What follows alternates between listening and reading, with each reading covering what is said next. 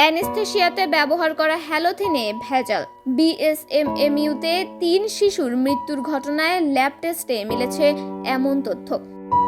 যদিও এই ভেজালের শঙ্কায় 9 মাস আগেই হ্যালোথেনিয়ার পরিবর্তে আইসোফ্লোরেট ব্যবহারের অনুরোধ করেছিল অ্যানেস্থেশিয়া সোসাইটি, যা মানেননি কোনো চিকিৎসক।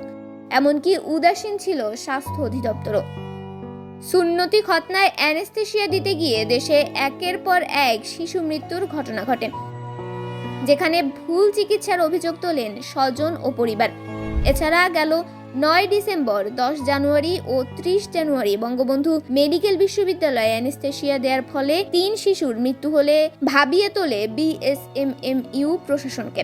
অ্যানেস্থেশিয়ায় ব্যবহৃত হ্যালোথেন পরীক্ষা করতে ল্যাবরেটরিতে পাঠায় তারা। টেস্টের রিপোর্টে মেলে হ্যালোথেনে ভেজালের তথ্য। বলা হয়, হ্যালোথেনে মেশানো পদার্থের রাসায়নিক বিক্রিয়ায় এই গঠন নষ্ট হয়েছে।